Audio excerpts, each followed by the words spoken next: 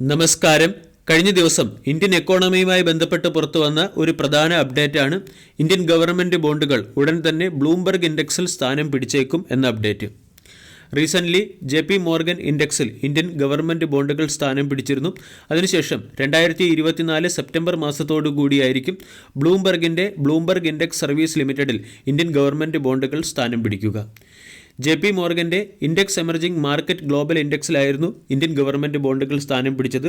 ഇതുവഴി $25 ബില്യൺ ഇൻവെസ്റ്റ്മെൻറ്റാണ് Indian government ബോണ്ടുകളിലേക്ക് വരുന്നത്. ഇവിടെ ബ്ലൂംബർഗിൻ്റെ ഇൻഡെക്സിൽ ഇന്ത്യൻ ബോണ്ടുകൾക്ക് എത്ര ശതമാനം വെയിറ്റേജ് ഉണ്ടാകുമെന്നോ എത്ര കോടി രൂപയുടെ ഫണ്ട് ഇൻഫ്ലോ ഉണ്ടാകുമെന്നോ എന്നതിനെക്കുറിച്ചുള്ള ഇൻഫർമേഷൻ ഇപ്പോൾ ലഭ്യമല്ല. എന്നിരുന്നാലും വിദേശ ഇൻഡെക്സുകളിൽ ഇന്ത്യൻ സ്റ്റോക്കുകളും ഇന്ത്യൻ ബോണ്ടുകളും സ്ഥാനം പിടിക്കുന്നത് എക്കോണമിയെ സംബന്ധിച്ചിടത്തോളവും ഇന്ത്യൻ കറൻസിയെ സംബന്ധിച്ചിടത്തോളവുമുള്ള ഒരു പോസിറ്റീവ് അപ്ഡേറ്റാണ്. രണ്ടാമത്തെ അപ്ഡേറ്റ് സോണി മെർജർ ഡീലിൽ നിന്നും സോണി പിന്മാറുന്നു എന്നുള്ളൊരു അപ്ഡേറ്റാണ്. സോണി തുടങ്ങിയ മീഡിയ കമ്പനികൾ മെർജായി $10 ബില്യൺ വാല്യുവേഷനിലുള്ള ഒരു വലിയ കമ്പനിയായി മാറാൻ തീരുമാനിച്ചിരുന്നു. ഈ പുതിയ കമ്പനിയെ സി എൻ്റർപ്രൈസസിൻ്റെ ചീഫ് എക്സിക്യൂട്ടീവ് ഓഫീസറായ പുനീത് ഗോയങ്ക നയിക്കും എന്നായിരുന്നു മുമ്പ് അറിയിച്ചിരുന്നത്. പക്ഷേ ഇപ്പോൾ സോണി കോർപ്പറേഷൻ ഈ ഡീലിൽ നിന്നും പിന്മാറുകയാണ്. കാരണം പുനീത് ഗോയങ്കയെ സോണി കോർപ്പറേഷൻ അംഗീകരിക്കുന്നില്ല. ഇതിൻ്റെ പശ്ചാത്തലത്തിൽ ജനുവരി 20 ഈ മെർജർ ഡീലിൽ നിന്നും പിന്മാറുന്നതിന് വേണ്ടി ടെർമിനേഷൻ നോട്ടീസ് സോണി നൽകും എന്ന രീതിയിലുള്ള അപ്ഡേറ്റാണ് വരുന്നത്. ഇതിൻ്റെ പശ്ചാത്തലത്തിൽ സി എൻ്റർപ്രൈസസ് എന്ന സ്റ്റോക്കിനെ നമ്മൾക്ക് ഇന്നത്തെ ട്രേഡിംഗ് സെഷനിൽ ശ്രദ്ധിക്കാവുന്നതാണ്. ACC സിമെൻറ്റുമായി ബന്ധപ്പെട്ട ഒരു പ്രധാന അപ്ഡേറ്റ്. ACC സിമെൻറ്റിൻ്റെ മേജർ സ്റ്റോക്കുകൾ അദാനി ഗ്രൂപ്പ് അക്വയർ ചെയ്തേക്കും എന്നുള്ളൊരു അപ്ഡേറ്റാണ്. ആൾറെഡി ACC സിമെൻറ്റിൽ ACC പ്രൈവറ്റ് ലിമിറ്റഡ് എന്ന കമ്പനിക്ക് ഇപ്പോൾ 55% സ്റ്റേക്ക് ഹോൾഡിംഗ് ഉണ്ട്. ഈ 55% സ്റ്റേക്കുകൾ 775 കോടി രൂപയുടെ ഇൻവെസ്റ്റ്മെൻറ്റ് നടത്തി അദാനി ഗ്രൂപ്പ് സ്വന്തമാക്കിയേക്കും എന്ന രീതിയിലുള്ള ഒരു അപ്ഡേറ്റാണ് പുറത്തു വരുന്നത്. പ്രത്യേകിച്ചും ഇന്ത്യയുടെ ഇൻഫ്രാസ്ട്രക്ചർ സ്പെൻഡിംഗ് ഉയരുകയും ഇൻഫ്രാസ്ട്രക്ചർ പ്രോജക്റ്റുകളുടെ ഡിമാൻഡ് വർദ്ധിക്കുകയും ചെയ്യുന്ന സാഹചര്യത്തിൽ ഇത് അദാനി ഗ്രൂപ്പിനെ സംബന്ധിച്ചിടത്തോളം ഒരു വാല്യൂബിൾ ഇൻവെസ്റ്റ് ആയേക്കാം. ഓട്ടോമൊബൈൽ സെക്ടറിൽ നിന്നും ഇന്ന് ശ്രദ്ധിക്കേണ്ട ഒരു സ്റ്റോക്കാണ് ടാറ്റ മോട്ടോഴ്സിൻ്റെ സബ്സിഡറി കമ്പനിയായ ജഗ്വാർ ലാൻഡ് റോവറിൻ്റെ Q3 സെയിൽസ് റിപ്പോർട്ട് പുറത്തു വന്നിട്ടുണ്ട്.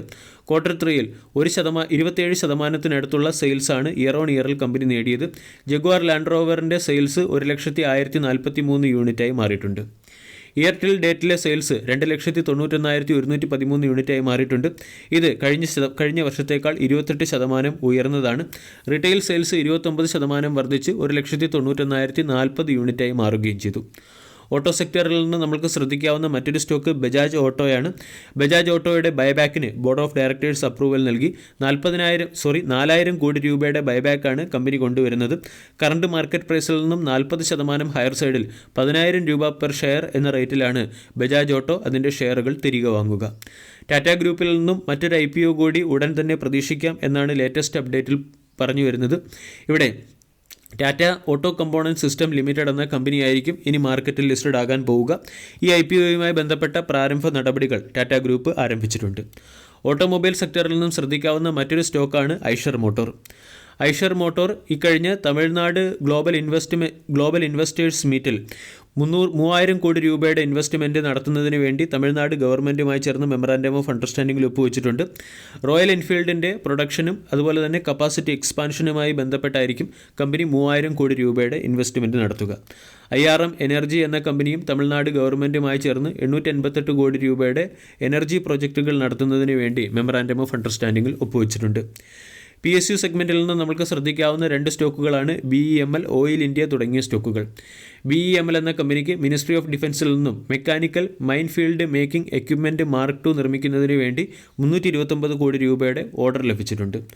ഓയിൽ ഇന്ത്യ എന്ന കമ്പനി ആസാം പവർ ജനറേഷൻ കോർപ്പറേഷനുമായി ചേർന്ന് റിന്യൂവബിൾ എനർജി, ഗ്രീൻ എനർജി ബിസിനസ്സിന് വേണ്ടി ഒരു ജോയിൻറ്റ് വെഞ്ചർ കമ്പനി രൂപീകരിച്ചു. വീഡിയോ എല്ലാവർക്കും ഇഷ്ടമായി എന്ന് വിശ്വസിക്കുന്നു. Thank you.